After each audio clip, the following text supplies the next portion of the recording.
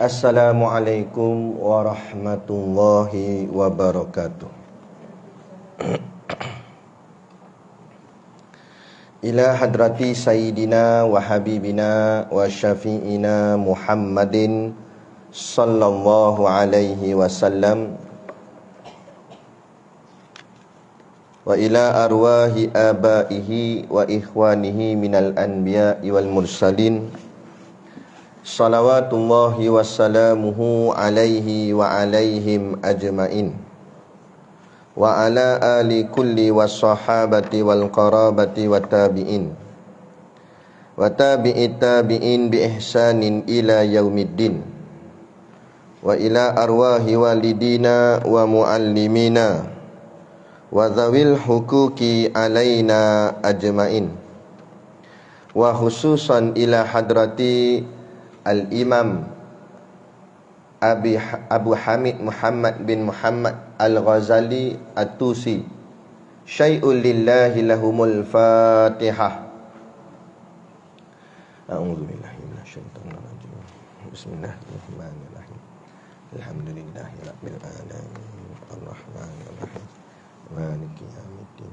Iyyaka na'budu wa iyyaka nasta'in. Ihdinas siratal mustaqim. Shiratal ladzina an'amta 'alaihim ghairil maghdubi 'alaihim waladdallin. Amin. Bismillahirrahmanirrahim.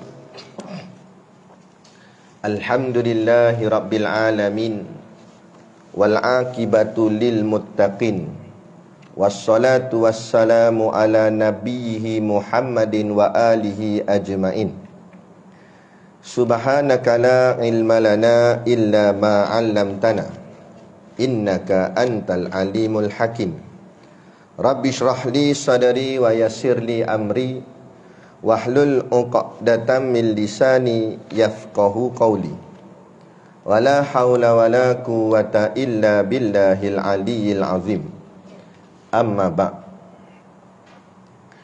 Alhamdulillah, kita sama-sama panjatkan syukur kehadраtillah subhanahu wa ta'ala, yang dengan limpah dan kurnianya diizin oleh Allah subhanahu wa ta'ala kepada kita pada petang ini untuk sama-sama kita menyambung kembali kuliah pengajian kitab kita, iaitulah kitab Ayyuhal Walad, yang dikarang oleh Imam Besar Al-Imamul Ghazali,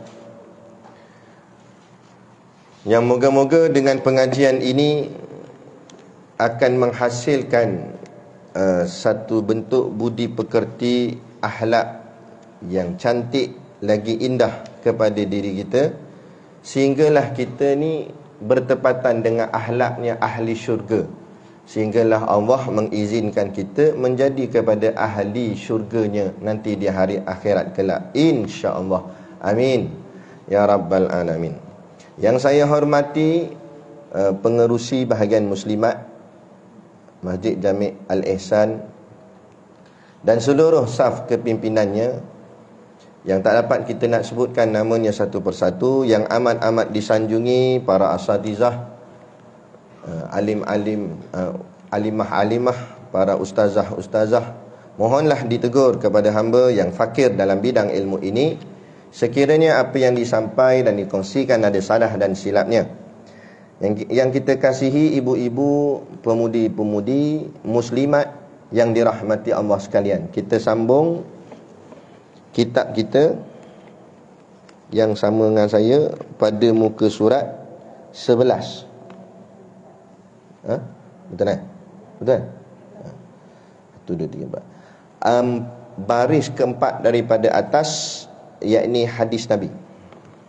Saya bacakan dulu matan Arabnya ya. Qala al-muallifu rahimahullahu ta'ala, wa nafa'ana wa iyyakum bi ulumihi fid daraini amin ya rabbal alamin. Kata pengarang kitab,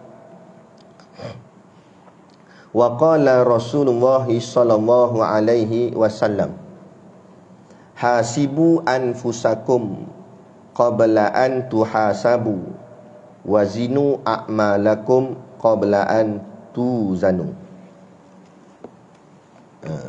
Artinya, wa qala Rasulullah sallallahu alaihi wasallam, wa tu maknanya dan, qala maknanya berkata. Cuma kita Melayu ni dia halus, bahasanya beradab. Sebenarnya qala tu maksud berkata mana-mana pun sama je. Tapi bila kita cakap Melayu, kalau Allah kita kata firman, kalau Nabi kita kata sabda. Kalau orang biasa ataupun macam kita kata berkata. Tapi sebenarnya firman pun makna berkata, sabda pun makna berkata. Jadi tak kisah, tak ada masalah pun. Jadi waqala, dan bersabda atau dan berkata. Siapa dia? Rasulullah sallallahu alaihi wasallam. Apa Nabi kata? Hasibu. Hasib. Asal perkataannya hasinba, hasaba. Hasaba ni hisab. Orang dulu-dulu sebut ilmu hisab. Lah ni orang tak panggil lah ilmu hisab, panggil ilmu matematik. Nah, hasibu tu maknanya berkira-kira, kira. Tengok-tengoklah, kira-kira. Hasibu anfusakum. Anfus maknanya diri kamu, diri sendiri. Kum, diri kamu semua. Hasibu anfusakum, maka kira-kiralah diri kamu semua. Kata Nabi. Qabla maknanya sebelum. An, bahawa. Tuhasabu, kamu dikira-kira. Dia tambah ta depan tu, maknanya diri kita diambil kira. Jadi kira-kiralah diri kamu sebelum kamu itu dikira-kira. Maksud macam tu. Wazinu asal perkataan wazan. Wazan ni maknanya timbang. Wazinu, dan timbanglah a'malakum, amal-amal kamu, qabla, sebelum, an tuzanu, bahawa kamu ditimbang. Jadi timbanglah amal kamu sebelum kamu tu ditimbang. Maksudnya macam tu. Kata Al-Imam Tirmizi menyebutkan hadis ini secara mauquf kepada Saidina Umar. Dia berkata dari Saidina Umar bin Khattab radhiyallahu anhu, dia berkata, hisablah diri kalian sebelum kalian dihisab, dan perbaguslah sebelum hari diperlihatkannya amalan. Ini dalam hadis yang lain tapi makna serupa. Makna hitunglah diri kamu sebelum kamu tu dihitung, dan baguskanlah akan amalan kamu sebelum amalan kamu itu dipertontonkan atau diperlihatkan kepada Allah. Hisab akan ringan kelak pada hari kiamat bagi orang yang menghisap dirinya sendiri ketika di dunia. Itu tambahan yang tak ada dalam ni. Jadi kata Saidina Umar, orang yang menghisap dirinya, orang yang menghitung-hitung akan dirinya, maka nanti di hari perhitungan, yaumul hisab, hari perhitungan, hari kiamat lah, akan ringanlah akan segala hisapnya. Maksud ringan, jadi mudah. Dipermudahkan Allah, senang. Gitu. Sebab apa? Kata Tok Guru kami, dia buat contoh beginilah. Nanti di padang mahsyar nanti, matahari sejengkal je atas kepala kita, kan? Ibarat contoh kata Tok Guru, walaupun kereta kita tu lengkap, contoh kita mengadap Roblox, kereta kita tu komplit, road tax hidup, lesen pun hidup, kita pun pakai seat belt, kan? Tak ada salah apalah, lampu semua okey, signal semua okey, tak ada masalah apa. Cuma satu kereta kita masalah, iaitu aircon dia rosak. Jadi kita pun buka kod tingkap. Tapi fahamlah bila nama Roblox jam panjang beratur. Walaupun kita ni tak ada salah apa-apa, kan? Tapi bila beratur tu panjang, jam pula, kereta pula aircon rosak, panas, rasa terseksa ke tidak? Terseksa. Samalah begitu. Walaupun mungkin kita ni tak ada salah apa, tapi kalau hisap kita tu lama, duduk matahari sejengkal atas kepala pun dikira seksa dah. Jadi antara untuk meringankan hisab, kata Tok Guru, iaitu dengan jalan takwa. Apa makna takwa? Imam Ghazali tulis dalam kitab dia Minhajul Abidin. Selain daripada kitab ni, ada banyak kitab. Jadi kata Imam Ghazali, takwa tu dengan 3 makna, berdasarkan pandangan-pandangan ulama. Yang paling masyhur kata ada 3 makna. Makna yang pertama iaitu dengan makna taat. Makna taat. Makna taat artinya buat yang disuruh, tinggal yang dilarang.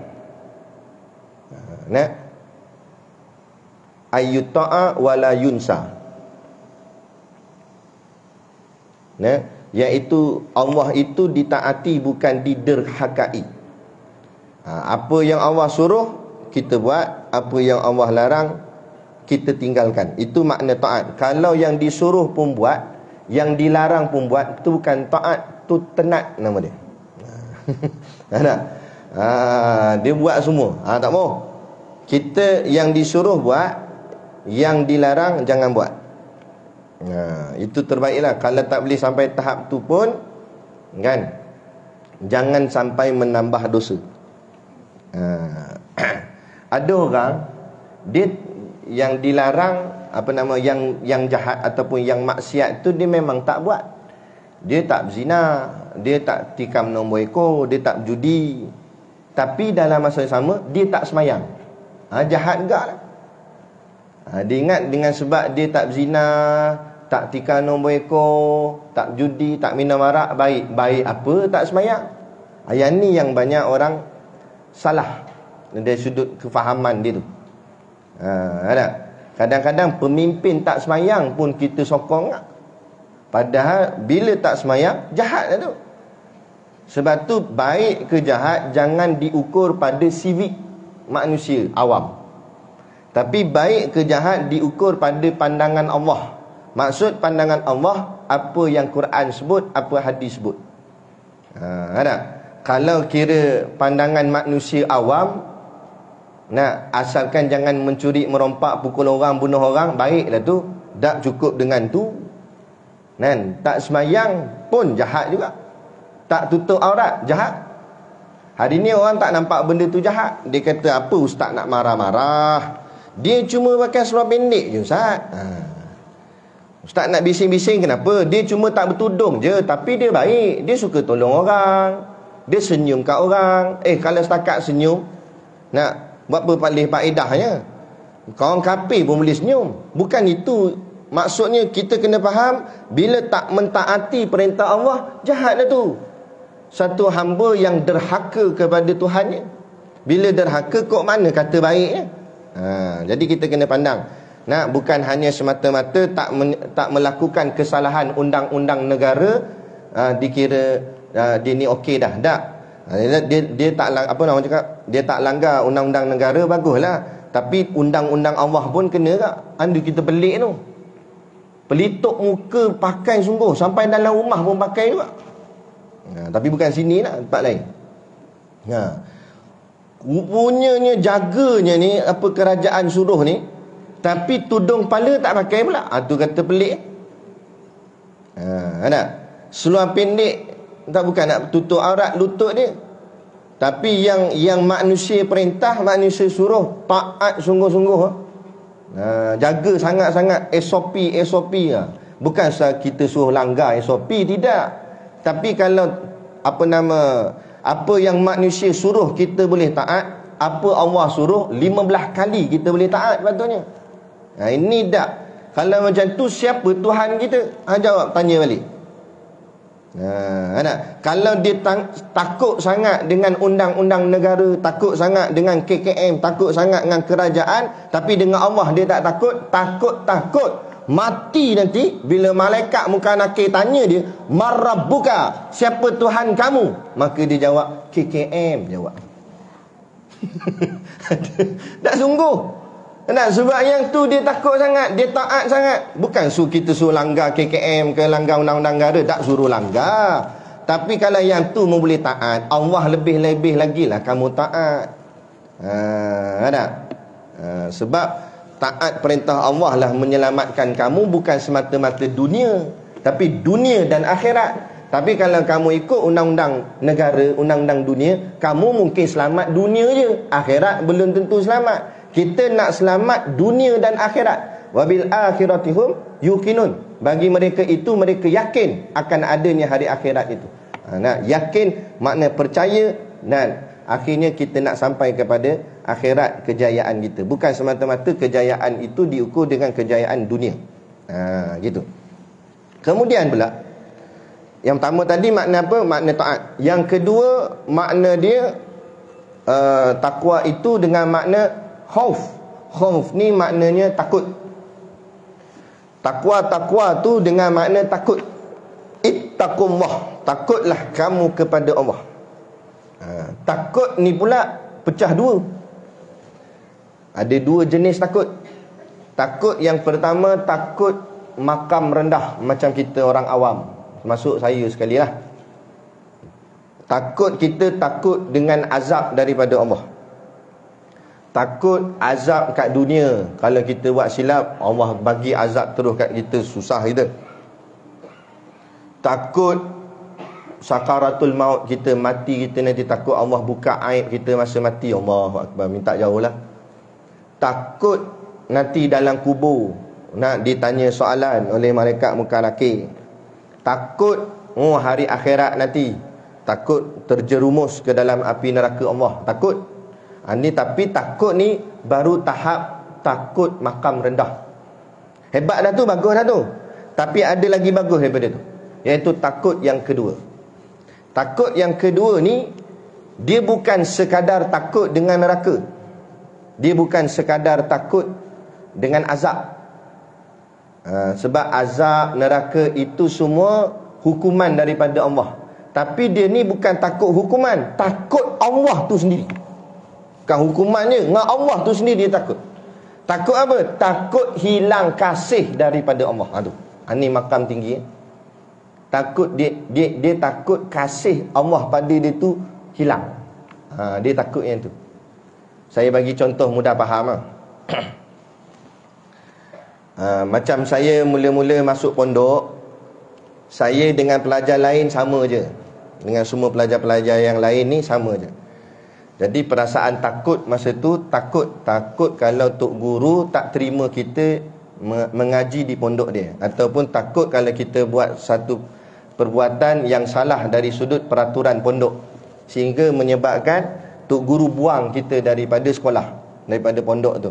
Jadi kita takut yang tu. Tapi bila sampai satu tahap, saya hubungan saya dengan tok guru semakin rapat, semakin dekat, sehinggalah jadi anak murid kanan dia, jadi pembantu dia, jadi rapat sangat. Bila dah jadi rapat, saya bukan fikir pasal takut kena buang pondok. Mungkinlah boleh jadi kena buang, tapi nak kata kena buang tu mungkin susah kot, sebab rapat sangat dengan tok guru. Tapi yang saya takut kalau saya melukakan hati tok guru. Saya takut kasih guru tu pada saya hilang. Dia jadi takut, dia dah lain, takut dia advance lagi, kan? Bukan pasal takut kena buang, mungkin tok guru tak buang, tapi kalau tok guru tak pandang pun takut dah. Tok guru nak salam, tiba-tiba tok guru tepih tangan. Tok guru tak cakap apa, dia pandang kot lain. Allah, yang tu pun pecah dah hati. Dia kata, Allah, tok guru aku tak nak sambut salam aku, kan? Apa dah silap aku buat ni, kan? Ataupun tok guru terasa hati nak kita buat satu benda, tiba tok kata, entah ni ana suruh buat lain, entah buat lain. Dia cakap macam tu pun kita, Allah, silap aku betul lah. Dia kata, ngapalah aku tak ikut sungguh apa tok guru aku kata. Jadi dia takut kasih tu hilang. Dia takut kasih tu hilang. Macam itulah hubungan hamba Allah ni dengan Tuhan dia. Ada dua jenis hubungan. Satu jenis hubungan, dia jaga yang wajib-wajib ni je lah.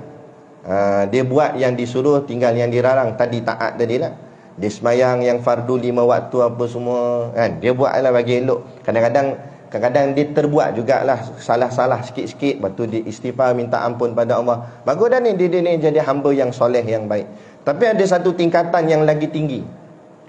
Dia takut Allah tak begitu kasih dengan dia. Dia tak nak dia jadi orang biasa je pada Allah. Dia tak nak jadi hamba yang biasa-biasa je. Dia nak jadi hamba yang menjadi kekasih kepada Allah. Maka dia pulun buat ibadat dengan sunatnya, kan, dengan perkara macam-macam lah, dengan sunnah-sunnahnya, habis segala yang boleh mendatangkan pahala walaupun tak diwajibkan dia buat. Ni dia membanyak-banyakkan perkara sunat. Ini yang disebut sebagai fastabiqul khairat, berlumba-lumba dalam kebaikan. Tujuan supaya Allah lihat, supaya Allah curahkan kasihnya pada dia, sehingga dia diangkat menjadi kekasih kepada Allah. Bila dah sampai tahap tu, dia takut kasih tu hilang. Kata Tok Guru, nak tahu tanda kasih Allah pada kita, bila Allah kasih pada kita, maka Allah campakkan di hati kita kasih pada ibadat. Lagi tinggi kasih kita pada ibadah, begitulah lagi tingginya kasih Allah pada kita. Maksud kasih pada ibadah ni bukan ibadah yang wajib. Ibadah wajib tu memang confirm kena buat, tak boleh tinggal. Tapi maksud kasih pada ibadah ni, kasih pada bin nawafili dalam hadis ada, iaitu kasih pada amalan-amalan nawafil. Nawafil ni bahasa Arab, bahasa Melayu maksud hadiah. Hadiah di sini maknanya sunat. Sebab macam hadiah, kalau kawan kita hari jadi dia, birthday, wajib ke kita kena beli hadiah kat dia? Wajib tak? Tak wajib lah. Tapi kalau birthday saya wajib lah. Tak wajib kita bagi hadiah, tapi jadi sunat. Sebab kita nak rapatkan hubungan kita dengan dia, lebih baik kalau kita bagi dia hadiah. Macam tu juga amalan sunat.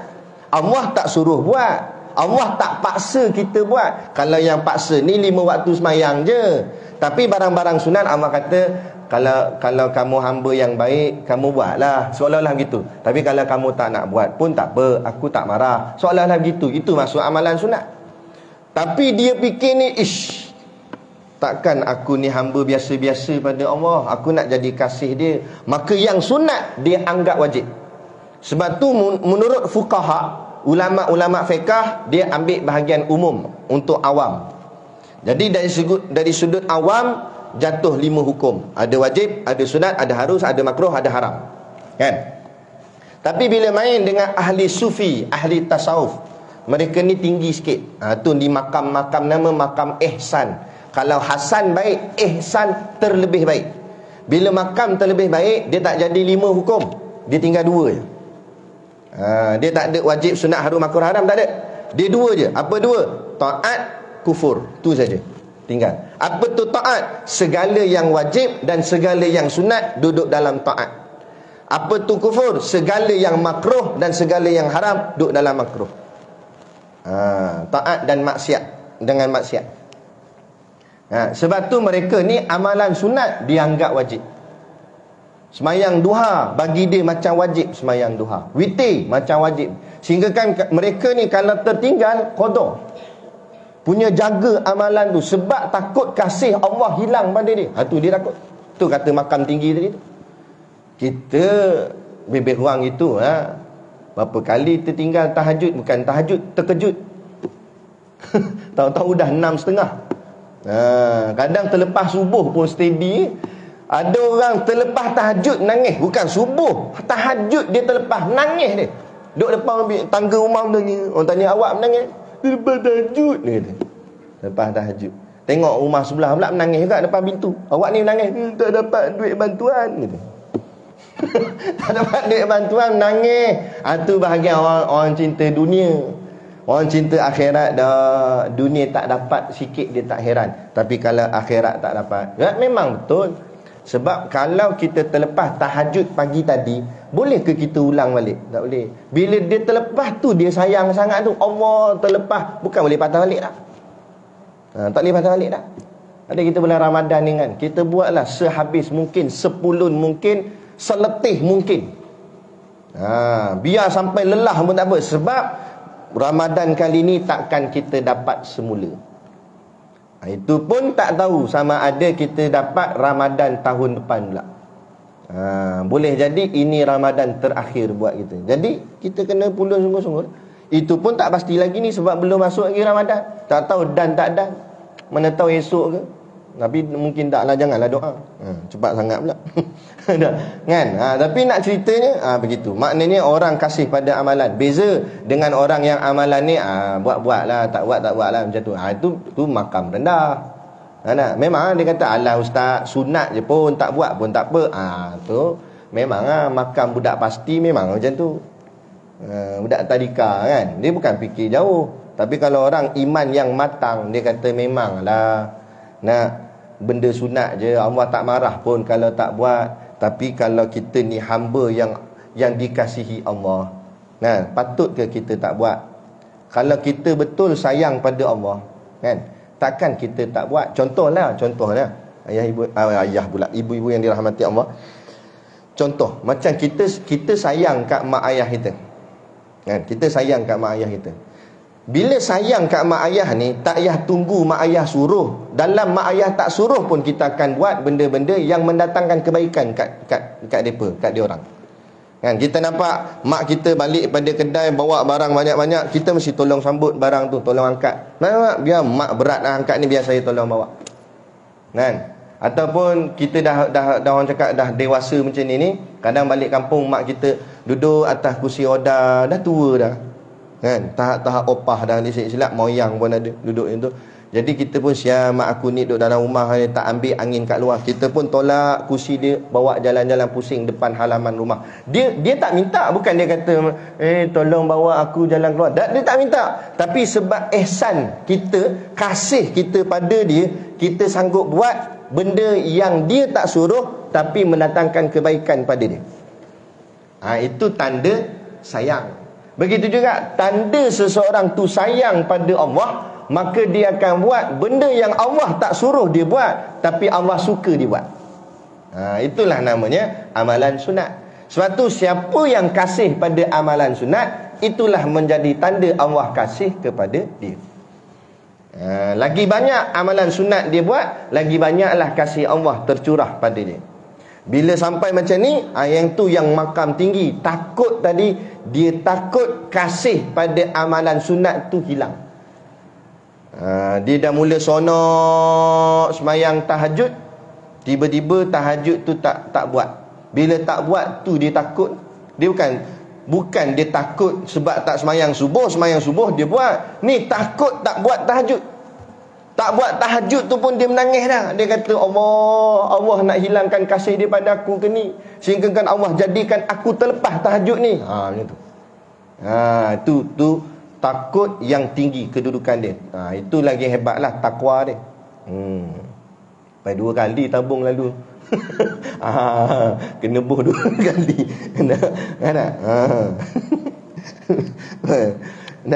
Jadi takut. Itu yang kedua. Tadi apa tadi? Taat. Yang kedua takut. Yang ketiga makna takwa, iaitu pelihara. Pelihara ni maksud macam mana? Jaga-jaga, hati-hati. Sahabat lain dia tanya kat Saidina Umar, Saidina Umar, apa makna takwa? Saidina Umar kata, kamu pernah tak berjalan dekat tempat yang banyak duri? Kata pernah. Lepas tu kamu jalan macam mana? Saya jalan pelan-pelan. Berapa jalan pelan-pelan? Nak takut nanti duri tu cari saya punya pakaian. Kata Saidina Umar, macam itulah takwa. Maknanya kamu berhati-hati. Nak buat satu benda berhati-hati. Kata tok guru kami, makna takwa yang ketiga ni, nak berhati-hati atas perkara yang halal bagimu. Bukan haram. Haram memang tak buat dah, tinggal terus. Dah yang halal. Yang halal tu pun jaga-jaga. Maksud jaga-jaga macam mana? Jangan ambil atas jalan kelazatan dan fudul.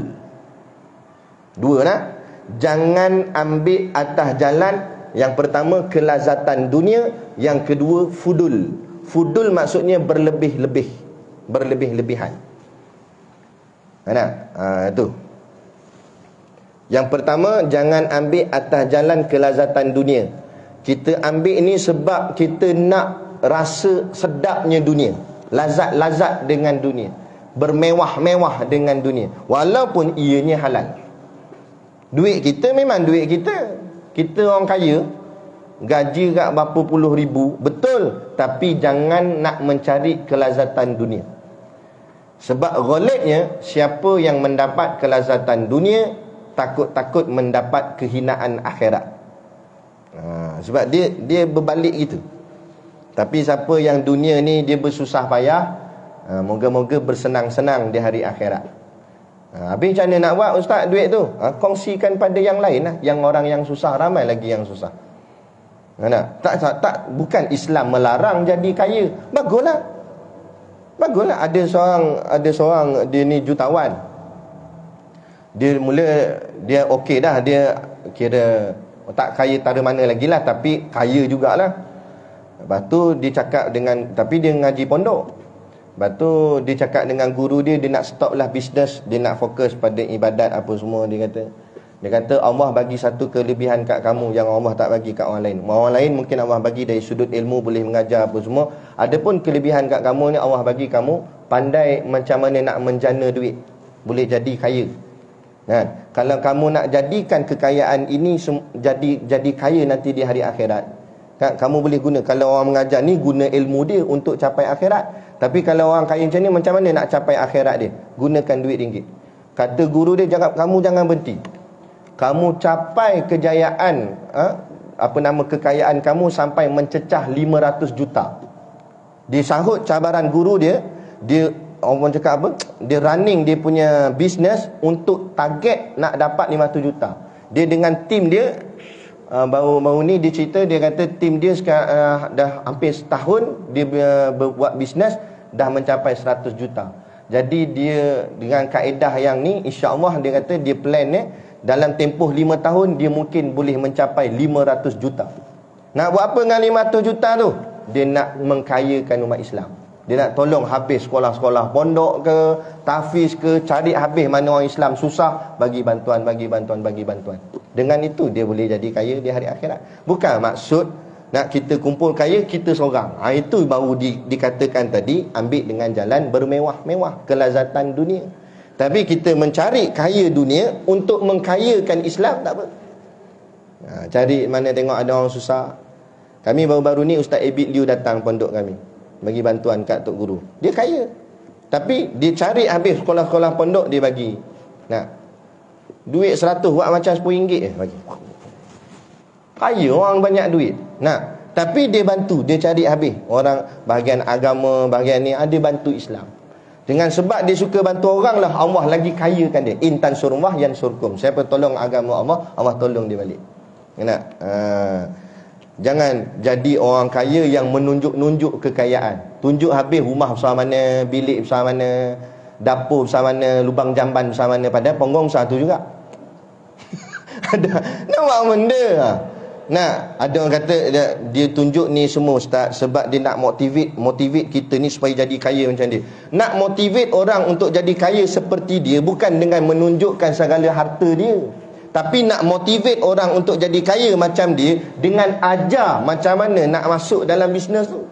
Train dia apa semua, macam orang buat motivasi apa semua, buat training apa semua. Tu baru nak mengajak orang supaya jadi kaya macam ni. Kalau sekadar tunjuk, apa yang dia boleh ajar? Silat-silat hari bulan, hati semakin riak dan ujub. Jadi rasa sombong. Macam hebat sangat. Gitu. Tak mau. Tu tadi apa tadi tu? Apa dah lupa dah. Kat mana tadi? Takwa tadi tak habis kan? Pelihara tadi. Pelihara tadi. Jadi yang pelihara tadi ada dua. Saya cakap jangan mencari kelazatan dunia. Yang kedua fudul. Fudul tu maksudnya berlebih-lebihan. Bukan lagi tahap keperluan, tapi dah jadi tahap kemewahan. Ya, macam ni. Banyak tak semestinya mewah. Ada banyak tak semestinya mewah. Contoh, kita tengok rumah orang tu ada 5 biji kereta. Kata, ni ustaz kata ni fudul ni, bermewah-mewah sampai 5 biji rumah kereta dekat rumah dia. Nak buat apa dia ni? Memanglah 5 biji sebab ada 5 orang dalam tu. Suami dia seorang sebiji kereta, bini seorang sebiji kereta, anak dia yang sulung sebiji kereta. ada apa nak angah apa ni anak kedua dia sebiji kereta, lah kali anak yang ketiga bongsu sebiji kereta. Berapa seorang sebiji kereta? Ke tempat kerja lain-lain. Nah, suami Johor Bahru, bini Perlis. Anak yang sulung apa nama Terengganu. Nah, anak yang kedua Pahang, anak tiga dekat sikit Setiawan. Nah. Tapi lima-lima kerja jauh-jauh. Lain-lain tempat. Madai lah ada 5 biji kereta. Takkan nak pakai satu kereta kongsi semua. Ayah dia kena hantar. Bila kali ayah dia sampai office pukul apa? Kena. Jadi bila banyak 5 biji kereta, belum tentu namanya mewah. Boleh jadi itu keperluan bagi keluarga dia. Macam kita, dulu kereta ni orang pandang mewah lah. Sebab zaman dulu nak beli kereta bukan boleh orang kaya je boleh beli. Zaman dulu-dulu zaman lah kereta ni murah-murah pun ada, second-second pun ada. Dia dah bukan jadi lambang kemewahan, dia jadi lambang keperluan. Itu jadi keperluan. Yang dikatakan fudul ni berlebih-lebihan, dia kat rumah duduk 2 orang je, tapi kereta kat 20 biji. Tu baru namanya fudul, berlebih-lebihan. Siapa orang ingat rumah dia tu tempat jual kereta. Banyak sangat kereta. Ni dia kata kereta yang ni Myvi ni nak buat buang sampah je, dia kata. Kereta apa nama Velfire ni nak buat pergi pasar beli sayur. Tu kalau beli sayur, kalau beli daging Alphard. Yang tu baru namanya fudul, berlebih-lebihan, bukan keperluan dah tu. Yang ini bukan takwa. Sebab apa? Apa salahnya ustaz? Duit dia kan halal, bukan dia buat kerja haram, bukan dia tokek dadah ke apa, bukan dia buat benda tak betul, dia buat bisnes, duit dia banyak, kaya. Masalahnya dia beli kereta dia banyak, duit halal. Betul. Tapi bila kita ni duit tu halal, kita kumpul harta banyak-banyak, lama-lama kalau kita biarkan, dia akan masuk dunia ke dalam hati. Bila dunia dah masuk dalam hati, dia akan jadi hubbud dunia. Hubbud dunia tu maknanya cinta dunia. Bila masuk apa masalah cinta dunia? Nabi kata, bukan saya kata. Nabi kata hubbud dunia ra'sun kulli khati'ah. Cinta dunia itu kepala segala kejahatan. Asalnya dia tak jahat, dia baguslah, baik, tapi dia suka dengan hidup bermewah-mewah. Lama-lama hati ni jadi cinta dunia. Dengan sebab cinta dunia akan timbul berbagai-bagai benda jahat. Sebab Nabi kata ra'sun kulli khati'ah, kepala kepada kejahatan. Mula dah, bila dah orang dah cinta dunia, dia akan timbul sifat sombong. Ada satu mamat tu, orang lain kaya gak tapi tak sombong macam dia, pelik sungguh. Dia pergi apa nama Indonesia ke mana tahu. Dia kono nak pergi melancong lah. Dia naik yang macam beca ke apa tahu, yang motor roda 3 tu.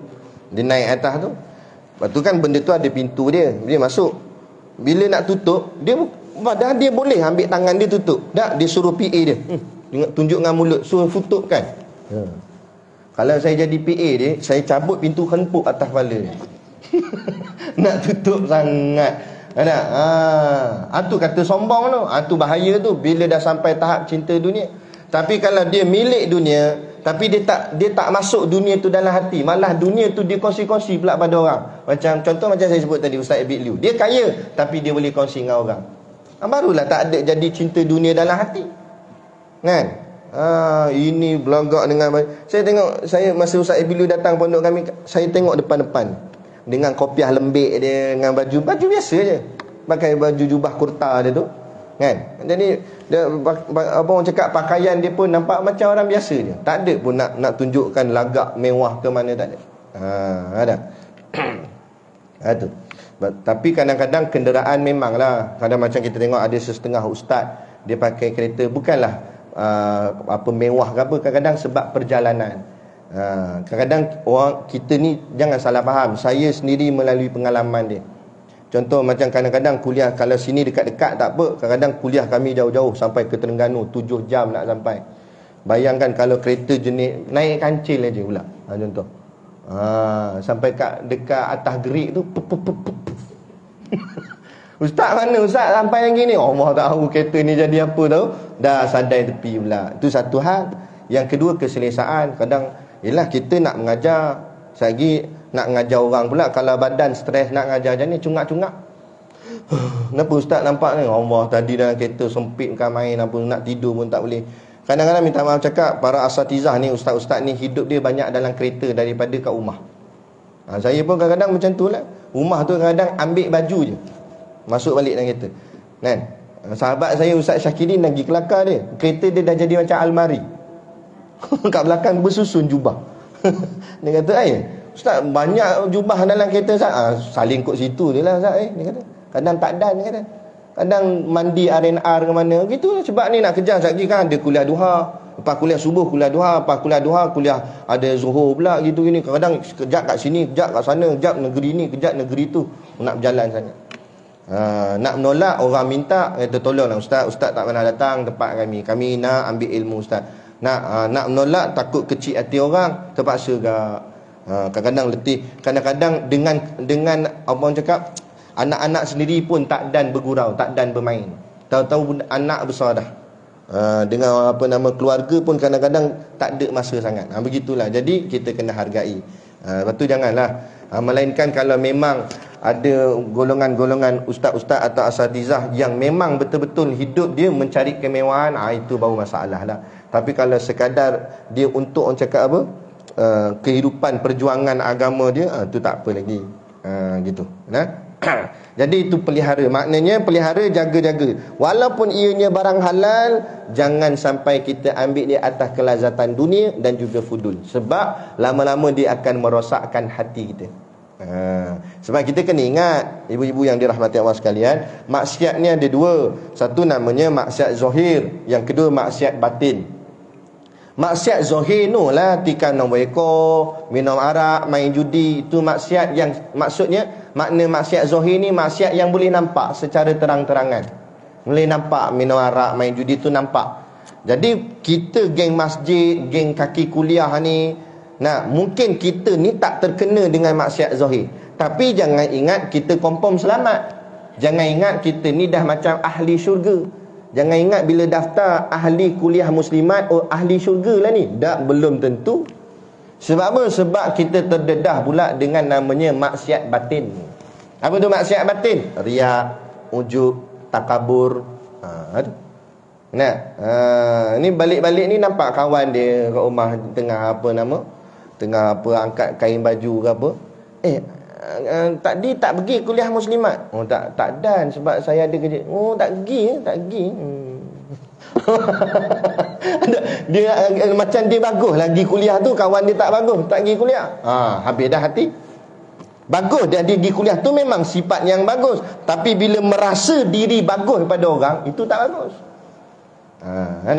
Kita jangan rasa macam tu. Kita buat yang terbaik, tapi jangan merasai diri sudah baik.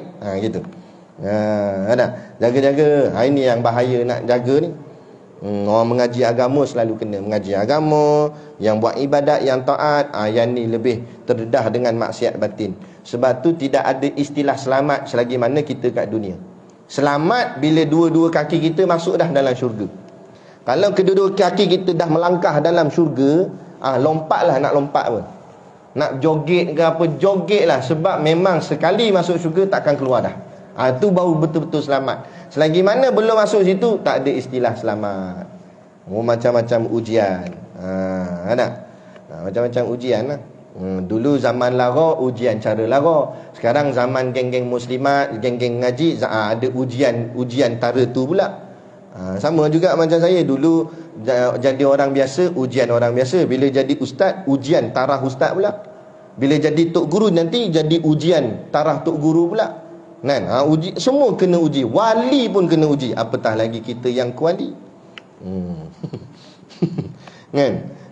Jadi antara meringankan hisab, iaitu dengan meringankan keduniaan kita. Kata tok guru, walaupun kita ni tak salah, harta kita ada semuanya halal, semuanya jalan betul, bukan jalan yang jahat, tetapi bila nak dihisap, Allah akan tanya juga satu persatu. Melainkan kalau yang kita guna atau beli tadi dengan tujuan kerana Allah ataupun kerana akhirat. Yang tu tidak ditanya oleh Allah. Faham tak maksud dia? Contoh, kita beli baju banyak. Kalau tujuannya memang kerana perjuangan agama Allah, yang tu tak ditanya. Tapi kalau untuk berfashion, setiap sehelai Allah akan tanya. Kalau kami di pondok, gitulah. Sebab Tok Guru tengok setiap kali raya anak-anak murid dia macam-macam color dia punya jubah. Jadi Tok Guru buat contoh. Tok Guru kata, contoh kalau kita ada 10 helai jubah, maka 10 Allah akan tanya. Kan satu tu elok lagi, kenapa beli lagi satu? Apa alasan kita nak jawab pada Allah? Kalau alasan kita kukuh, selamatlah. Kalau alasan tak kukuh, siaplah. Itu yang dikatakan fudul tadi tu, berlebih-lebihan. Tapi kalau memang ada tujuan yang penting, memang mustahak, yang lama tu memang dah nak koyak apa semua, tak apa, boleh tahan. Lepas tu Nabi, jubahnya koyak pun Nabi tampung lagi. Sebab tu jangan berlebih, walaupun dengan jalan halal. Sebab lagi banyak harta dia, lagi lama dia akan dihisap. Bayang kalau 10 helai 10, itu baru jubah. Tak kira lagi kain pelekat, tak kira kopiah, tak kira. Itu baru pakaian, tak kira lagi yang perabot dalam rumah, tak kira lagi. Setiap satu Allah tanya. Dan kalau lagi banyaklah tanyanya. Bila lagi banyak tanya, lagi lamalah hisapnya. Siapa yang paling cepat hisap dia? Orang yang kurang hartanya. Balik jumpa Allah, tanya apa dia? Basikal tua tu je lah. Dia apa pun tak ada, basikal tu je. Itu pun 4 kali kayuh tercabut rantai. Nampak? Yang tu je lah dia tanya. Kita tengok dunia dia nampak susah, sian dia naik basikal. Silat-silat akhirat dia senang. Kita yang nampak dunia macam senang ni, Allah biar akhirat kita macam mana kan? Itu pun dia kata tak ada baju. Cepatlah ni, nak pergi kenduri ni kan habis lauk ni. Sekejaplah bang, baju tak ada lah bang, dia cakap pinggang. Dia buka ni almari besar-besar, pintu tu dia buka, dia cakap tak ada baju lah nak pakai bang. Tak ada baju apa, sampai bengkok besi tu. Betul lah. Tapi bukan sini punya muslimat ni, tak tahu muslimat mana tahu. Sampai bengkok dia kata tak ada baju. Dia bukan tak ada baju sebenarnya, tapi tak ada baju yang nak kenan dengan dia untuk hari tu. Nak bagi matching dengan kasut, dengan baju, dengan payung pun nak matching. Tu kata. Jadi kita hidup memanglah perlulah bergaya sikit supaya nampak kemas cantik kan, tapi jangan sampai berlebih-lebihan. Tu yang istilahnya tabarruj. Nak sampai memperagakan. Sebab tu pesan saya, tolong kita pula ibu-ibu yang cakap apa dah otai-otai ni, memang tak ada masalah sangat. Tapi anak-anak kita, gadis-gadis, walaupun dah orang cakap muslimat dah, pakai niqab apa semua, bagus dah tu. Tapi jaga-jaga, tolong pesan, jangan sampai jadi berlebih-lebihan. Bukan lagi kerana Allah, tapi dah jadi bahagian berfashion-fashion, nak tarik pandangan mata lelaki. Pakai niqab elok dah, tapi ada pusing sini, pusing sana. Sekali kalau dia kena dia punya kain yang ustaz tu sampai berpusing serban dia, tengok ke dia tu. Kan? Dah jadi kelain dah. Dah jadi niat lain. Lepas tu tak apa lagi tu pakaian. Dah lah elok, dah bagus, dah pakai niqab nampak mata saja gitu. Lepas tu buat ambil gambar, boh dekat WhatsApp ke, boh dekat Facebook dia, gini. Yang tak tahan tu bengkok tangan macam cacat ke benda dah tu. Dah tahu muka tu nak tutup, tunjuk kat muka tu, apa faedah ni? Jadi buat apa faedah mu tutup tu? Tujuan tutup tak nak bagi nampak muka. Jadi bila tak nak nampak muka, bagi letak muka tu apa? Tu pelik tak pelik? Jadi bukan lagi kerana sunnah dah tu, bukan kerana Allah dah tu, tapi kerana lain pula. Kerana nampak bila fashion bernikab ni jadi trend, jadi ikut-ikut orang pula. Tak mau. Ni bukan trend, ini ibadah. Tu kena jaga. Jadi betul lah kata Nabi, hasibu anfusakum, hitung-hitung, kira-kiralah diri kamu, qabla an tuhasabu, sebelum kamu itu dikira-kira. Jadi inilah tugas, ini yang kita belajar petang ni. Jadi apa saya cakap tadi tu supaya kita balik fikir dan kita kira diri kita. Macam mana aku ni, Allah berlebih-lebihan dah aku ni. Barulah kita akan jadi ringan. Betul lah tadi yang Sayyidina Umar kata, bila kita berkira-kira semasa hidup di dunia ni, barulah nanti kira-kiranya Allah kita di hari akhirat jadi ringan. Sebab apa? Baru kita mikir, apa sal aku ambil dengan jalan fudul, dengan jalan berlebih-lebihan. Kan? Lepas tu kata tok guru kami, kita yang dah berusia ni, raya-raya tu tak usah beli baju barulah. Pakai je lah yang mana ada.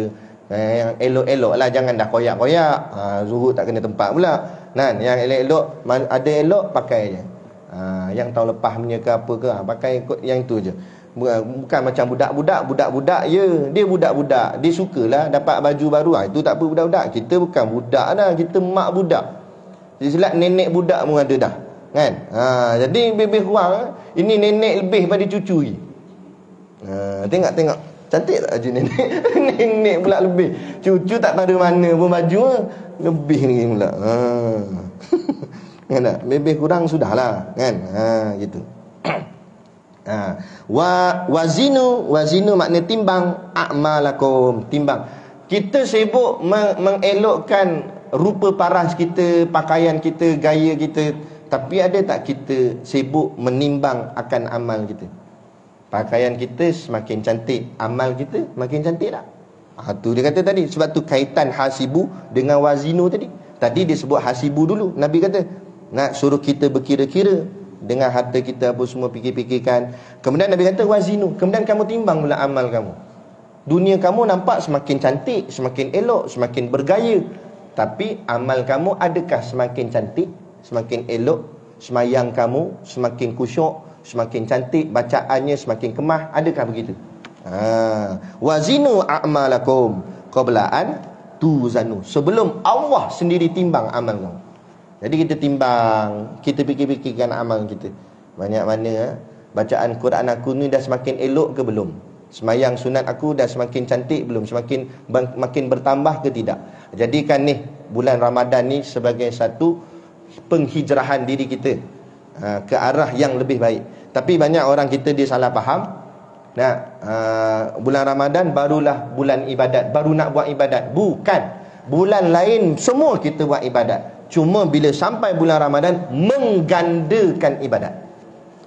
Kalau dulu-dulu mungkin semayang sunat, contohlah biasa-biasa waktu macam ni semayang tahajud kita 2 rakaat. Tapi main Ramadan kita up jadi 4 rakaat. Masuk hujung-hujung pula up lagi pula jadi 6 rakaat.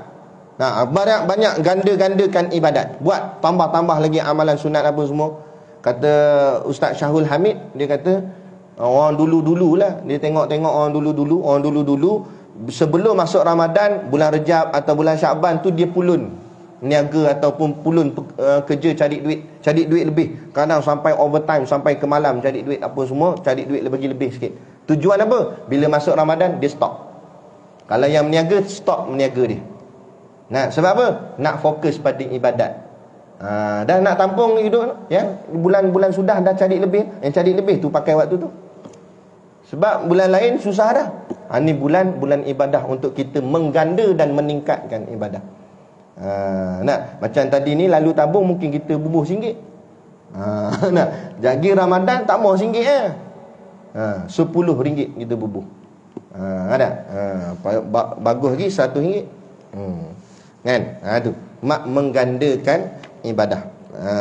Supaya amal kita semakin bertambah. Sebab kita tak tahu, ibu-ibu yang dirahmati Allah sekalian, kenapa pahala nak kena banyak-banyak? Rasa macam dah banyak dah ni Ustaz. Kata, berapa nak banyak lagi? Jangan. Kita tak tahu apa kita tersilap buat yang kita tak sedar. Balik-balik akhirat nanti mungkin bahagian kita dengan Allah dah selesai. Kemudian Allah tanya pula pada makhluk, siapa yang tak selesai lagi dengan dia? Yang tak puas hati ke apa? Masa tu mengungkit akan berlaku. Termasuk pasangan kita yang duduk sekali dengan kita pun akan ungkit. Mak ayah kita pun akan ungkit. Dia ni dulu ambil duit saya, lepas tu dia buat senyap. Padahal adik-beradik tu. Ini. Lah, masa tu nak bayar balik, nak bayar apa semua, bukan dengan duit ringgit dah, mana ada duit ringgit dah. Habis nak bayar dengan apa? Bayar dengan pahala. Pahala kat kita ni kena bagi kat dia. Bagi. Tu kita takut tu. Pahala kita asalnya banyak tadi ni, dosa sikit, pahala banyak. Lepas tu bila Allah tanya siapa ada yang tak puas hati, nak kena settlekan, bagi habis. Dah habis dah pula. Tiba-tiba ada lagi yang ungkit. Saya macam mana? Dia ada buat masalah dengan saya ni, pahala dia dah habis ni, nak macam mana? Nah, bila pahala dah habis, Allah suruh malaikat ambil pula dosa orang tu, letak kat kita. Allah jam. Nah, tu jadi menimbun. Bila menimbun gitu dah, pergi masuk neraka. Habis, na'udzubillah min zalik. Sebab tu pahala jangan rasa sudah cukup. Kena lambat-lambatkan lagi, banyak-banyakkan. Biar menimbun betul tinggi. Sok-sok kalau mana tahu nanti di hari akhirat kena bagi kat orang, bagi. Lepas bagi tu ada lagi baki yang banyak. Baru kita selamat. Kita takut yang tu lah. Kan? Sebab tu jangan merasa cukup. Buat lebih-lebih. Kan? Kan? Contoh macam sekejap lagi, beli lebih-lebih sikit. Cuma saya nak beritahu, saya siap lah. Telur masin tak ada. Allah, dia kata. Sebab apa tak ada? Sebab itik dah tak ada. Itik kami jual habis dah. Itik jual habis dah. Sebab tak ada orang nak jaga pun. Lepas tu makanan itik pula lebih daripada makanan pelajar lagi. Budak-budak makan kurang, itik makan banyak. Ni pondok apa ni? Pondok itik ke apa dah? Jadilah kali tu kata kita jual lah itik ni semua. Tak ada nak jaga dah, kan? Jadi tak ada dah, kami tak buat dah telur masin. Minta maaf lah, kan? Gitulah, kan? Kemudian sebelum saya akhiri majlis ni, saya ambil masa sikit boleh? Sikit je, dalam 3-4 minit itulah. Ibu-ibu semua, doa-doakanlah saya, insya-Allah. Kalau tak ada apa-apa, apa nama aran melintang apa ke, tak ada apa masalah, hujung tahun ni saya akan mengerjakan ibadah umrah.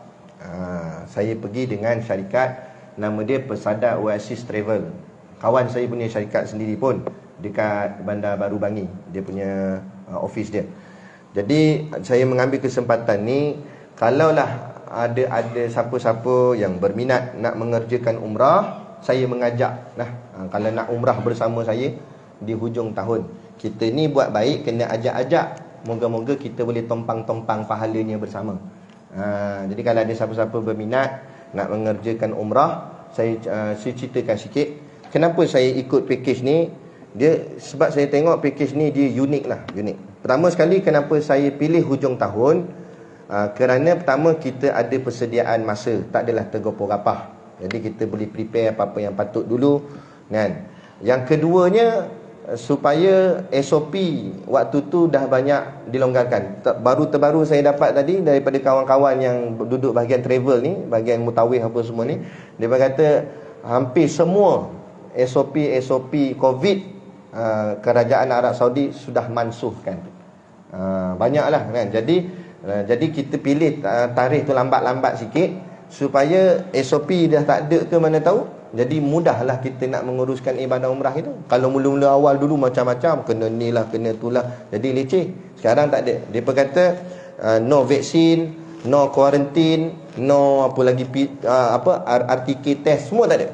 Jadi macam biasa balik, macam dulu-dulu balik. Alhamdulillah. Kan? Kita ni pun 1 bulan 4 ni nanti dah endemik, sembahyang dah rapat, semua dah, alhamdulillah, insya-Allah. Baik, jadi itu sebab. Kemudian uniknya package ni, dia bawa kita menginap di 3 tempat yang jarang-jarang travel orang lain buat. Tapi yang ni dia bawa kita 3 tempat. Dari KLIA Malaysia kita terbang, kita akan masuk Madinah dulu. Dia tak masuk Mekah dulu, kita masuk Madinah dulu. Mungkin ada yang petikai kata, kenapa tak masuk Mekah dulu Ustaz?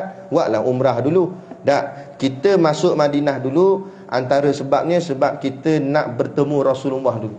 Kita nak bagi salam kat Rasulullah dulu, kerana kita kena ingat, kerana Nabi lah kita hari ini jadi Islam. Kerana Nabi dan para sahabat lah berjuang bersungguh-sungguh, bermati-matian, sampailah Islam kepada kita hari ini. Dan jadi Islam, dan kita kenal semua ni urusan agama ni, Mekah apa semua, umrah pun kerana Nabi. Jadi kita nak ucapkan terima kasih pada baginda Nabi. Jadi sebab tu, antara sebab kita masuk Madinah dulu. Tu yang antara yang pertama. Yang keduanya, supaya kita tak terlalu stres. Sebab kalau pergi-pergi terus nak buat umrah, takut dengan badan pun penat. Sebab pengalaman saya, pernah dulu saya buat kerja umrah, kita masuk Mekah dulu. Jadi bermikot atas kapal terbang, konon manazil kat bawah, batu mikot kat atas ni. Niat umrah apa semua, pakai ihram semua atas ni. Kelang kabut juga kadang-kadang. Kalau orang dah biasa pergi, mungkin dia steady. Bila dah jadi tu, turun sampai ke airport Jeddah, kena tunggu pula kat immigration.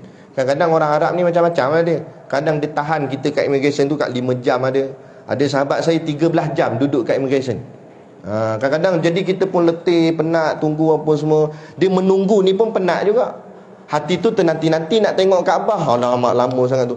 Jadilah lama jadi stres. Bila sampai-sampai, letak beg dekat hotel, betul turun balik kat Mekah, nak buat kerja umrah, badan dah penat, akhirnya kita letih. Sebab kita kena ingat, ibadah umrah ni ibadah badan. Maksud ibadah badan, tak payah cakap apa-apa pun sah. Kan? Sebab niat bukan cakap, niat di hati. Pakai kain ihram pun perbuatan. Tawaf pun, yang baca masa tawaf tu sunat aja. Yang wajibnya mesti 7 pusingan. Sa'i pun berjalan, perbuatan. Jadi kita kena badan yang orang cakap apa, dah bersiap sedia. Badan yang cergas, mental yang tidak stres, barulah ibadah umrah kita tu cantik elok. Tapi kalau badan penat, letih, stres, takut nanti ibadah umrah kita tak cantik. Kita kena ingat ibadah umrah ni, nak pergi umrah ni bukan boleh pergi selalu. Harga dia mahal.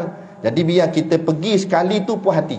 Kita walaupun dalam semua hidup sekali je kita pernah buat umrah, tapi umrah kita umrah yang terbaik, kita buat dengan penuh sungguh-sungguh. Lepas tu saya tengok jadual ni cantik. Dia masuk Madinah dulu, 4 malam duduk di Madinah. Lepas 4 malam duduk di Madinah, baru kita tak masuk lagi Mekah. Kita singgah dulu di tempat berlakunya peperangan Badar. Banyak orang kita dia tersilap faham. Dia ingat Badar dengan Uhud tu sama. Tak sama. Uhud lah. Uhud memang biasa kita pergi. Yang ni dia tambah pula satu lagi tempat dia akan bawa kita, iaitu tempat berlakunya peperangan Badar. Badar ni, dalam banyak-banyak perang yang Nabi terlibat, Badar lah paling nombor 1 sekali. Sebab perang-perang lain Allah dengan Nabi tak bagi gelaran.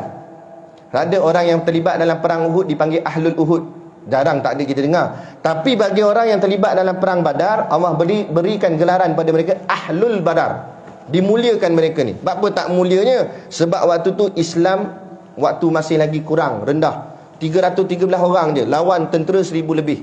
Walaupun Islam lemah waktu tu, tapi mereka kuat bersama Islam, pertahankan Islam. Sebab tu Allah angkat makam mereka. Kita bersama Islam di saat Islam lemah lebih hebat daripada kita bersama Islam di saat Islam sudah kuat. Sebab ni lebih kuat ni. Sehingga kan ada dalam satu riwayat, Nabi sedang duduk-duduk dengan para sahabat. Nabi mungkin mengajar kot, macam ni lah kuliah apa semua kan. Tengah duduk je, kuliah Nabi lagi lah, ramai orang, penuh, tempat duduk tak ada.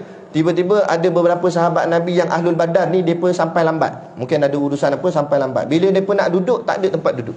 Bila Nabi tengok ini geng-geng Ahlul Badar ni, Nabi perintahkan sahabat yang duduk depan Nabi, entah bangun, bagi mereka duduk sini. Asal bagi dia pun? Sebab mereka itu Ahlul Badar, dimuliakan Allah. Sehingga kan orang depan Nabi disuruh bangun, dah diberi duduk kat depan dengan Nabi. Tu hebat. Jadi kita nak ziarah tempat mereka yang hebat-hebat ni, makam para syuhada. Kita nak tengok tempat berlakunya perang. Kemudian di Badar tu ada sebuah bukit yang menjadi mukjizat. Namanya Bukit Pasir. Pasir tanah Arab ni sifat dia halus-halus. Bila ditiup angin, logiknya dia akan terbang. Tapi bukit pasir ni tak terbang. Tiuplah angin kuat mana pun, dia duduk je situ. Pelik tak? Kita tanya Tok Guru, awak bukit ni ada peristiwa apa kat sini? Kata Tok Guru, disitulah turunnya para malaikat Allah untuk membantu tentera-tentera Islam dalam peperangan Badar. Maka Allah kekalkan bukit tu sebagai ingatan pada kita, siapa yang bantu perjuangan agama Allah, Allah pasti hantarkan bantuan pada dia. Ni kita nak tengok tempat ni. Habis kita ziarah Badar, tak masuk lagi Mekah, kita terus menuju ke Taif. Setengah travel, dia memang pergi Taif, tapi dia balik-balik. Kita pergi Taif dan tidur bermalam di situ. Ada hotel dia dah siapkan, kita bermalam di Taif. Tujuan kita buat macam tu sebab kita tak nak bagi jemaah penat. Kan naik turun bah penat, cungak-cungak lagi kan. Jadi sampai Taif, nak kita rehat dulu, tidur bermalam di hotel Taif. Esok paginya kita ziarah sekitar Taif. Antara Taif ni tempat Nabi sampaikan dakwah, tapi mereka balas balik Nabi dengan batu dan najis. Nabi lari nak selamatkan diri, akhirnya Nabi tersadung. Ada satu lubang, Nabi terpijak, Nabi jatuh bertongkatkan siku. Maka bila Nabi bertongkatkan siku kat situ, mereka dirikan sebuah masjid. Mereka namakan masjid tu Masjid Kok. Kok tu maksud siku. Di situ tempat Nabi pernah jatuh. Jadi di situ kita nak datang ziarah. Tapi lah Arab Saudi ni, dia pun banyak Wahabi. Kan? Jadi mereka takut kita geng ahli sunnah wal jamaah ni, bagi mereka kita buat benda ni bid'ah lah. Jadi masjid tu mereka tak jaga. Saya tengok dalam gambar tu, masjid tu pecah-pecah, dia punya batu-batu dinding dia tak di repairnya. Tapi tak apalah, lantaklah kita nak ambil tempat keberkatan. Di situ Nabi pernah berada dan Nabi pernah bertongkatkan siku jatuh di situ. Kita nak ambil berkat.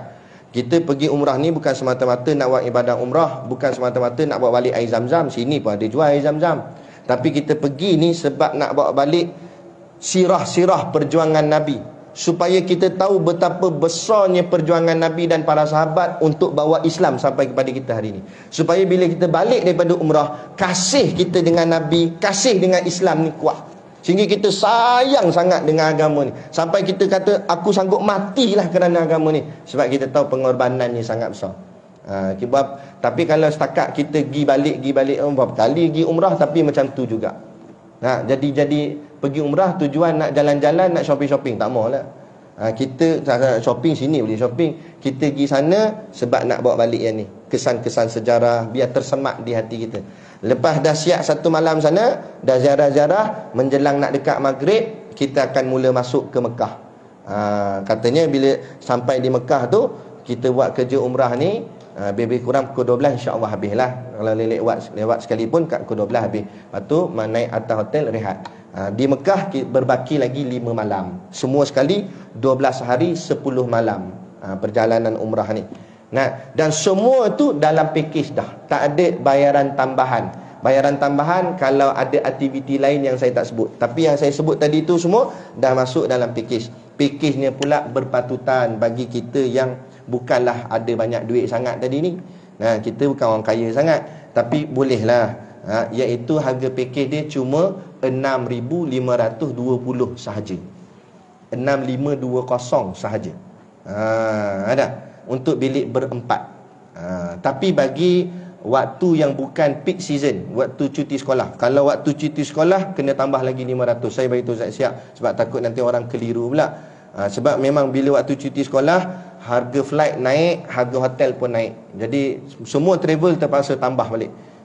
Setengah-setengah travel dia tambah 1,000, tapi travel ni dia cuma minta tambah 500 untuk peak season. Peak season ni selalunya bulan 12 lah. Tapi kalau selain daripada cuti sekolah, itulah harga dia, 6,520 sahaja. Kemudian dibantu lagi kita. Dia sebab tujuan saya, kawan saya ni, saya kata dia kata dengan saya, dia nak buat package umrah yang semua orang mampu pergi. Jadi dia kata dia buat pula, dia offer pula bayaran secara installment, ansuran. Kalau kita tak mampu nak bayar sekaligus, kita bayar pelan-pelan secara beransur-ansur selama 4 bulan. 1 bulan kita bayar 1,630 sahaja. Bulan kedua pun begitu, bulan 3 itu, bulan 4 begitu. Cukup 4 bulan, bayaran kita komplit. Bila dah komplit, pihak syarikat akan mula booking flight dengan booking hotel. Kemudian kita tunggu tarikh khusus umrah. InsyaAllah khusus umrah tu saya sendiri sampaikan. Kalau pergi dengan saya lah. Kemudian nanti tunggu pula tarikh penerbangan kita. Mungkin ada yang kata ini mesti hotel jauh ni sebab tu murah. Tak, hotel Mekah Safwah 50 meter saja daripada dataran Masjidil Haram. Hotel Madinah jauh sikit, 150. Saya betul siap-siap. Tapi hotel Madinah memang jauh-jauh semua sebab dia keliling masjid tu. Jadi ini package ni. Dan kalau siapa yang berminat, tak payah susah-susah nak isi borang benda. Cuma bagi nama dengan nombor telefon je dekat anak murid saya atau kat saya sendiri, nanti dekat meja niaga nanti. Bagi nama dengan nombor telefon. Tapi jangan bagi nama je, beli dulu biskut tu. Lepas tu bagi nama dengan nombor telefon. Tapi yang bagi nama ni jangan risau, bukan confirm pun, tak confirm. Nombor ni saya ambil, saya akan bagi dekat kawan saya tu. Wakil syarikat akan hubungi ibu-ibu, akan hubungi perempuan. Dia akan hubungi, lepas tu masa tu nak tanya detail, boleh tanya detail. Kalau rasa betul-betul berminat nak confirm, baru confirm. Jadi bagi nama tak semestinya confirm. Baru nak ambil tahu je ke ataupun nak tahu lebih lanjut, bagi nama dulu. Nanti pihak syarikat sendiri akan telefon, lepas tu nak tanya detail, tanyalah. Nak tanya apa ke apa semua, tanya macam mana proses apa semua. Kalau betul berminat, baru confirm dengan dia orang. Dan kalau berminat nak pergi tu dengan saya, mentionkan dekat syarikat tu, saya berminat nak pergi bersama dengan Ustaz Syakir Naswaha. Nanti mereka akan groupkan kita sekali. Bila dia pergerupkan kita sekali, insya-Allah sayalah yang jadi mutawifnya, kan? Okey, insya-Allah. Jadi cukup sekadar tu pada petang ni yang dapat kita kongsikan. Moga-moga memberi manfaat kepada kita bersama. Kalau tak banyak pun, sikit pun jadilah. Jadi cukup sekadar tu. Wabillahi taufik wal hidayah. Wassalamualaikum warahmatullahi wabarakatuh. A'udzu billahi minasyaitonir rajim. Bismillahirrahmanirrahim. Alhamdulillahirabbil alamin wassalatu wassalamu ala sayidina Muhammadin asyrafil mursalin wa ala alihi wa sahbihi ajmain. Allahumma taqabbal minna salatana wa du'aana innaka antas samiul alim wa tub alaina innaka antat tawwabur rahim. Allahumma ja'al dinana dinan nabi Muhammadin sallallahu alaihi wasallam wa islamana islamal muslimin wa imanana imanal mu'minin wa salatana salatal khashiin wa a'malana amalas salihin wa niyatana niyatal mukhlisin wa dhunubana ya Allah dhunubal mustaghfirin wa hayatana hayatal ulama wa mautana bi mautis syuhada wa adkhilnal jannata ma'al anbiya'i alaihimus salatu wassalam. Rabbana atina fid dunya hasanah wa fil akhirati hasanah wa qina adzabannar wa qina adzabannar wa qina adzabannar. Wassallallahu ala khairi khalqihi sayyidina Muhammad wa ala alihi wa sahbihi wasallam. Subhana rabbika rabbil izzati amma yasifun wa salamun ala mursalin walhamdulillahi rabbil alamin. Amin ya rabbal alamin. Taqabbalallahu minna wa minkum.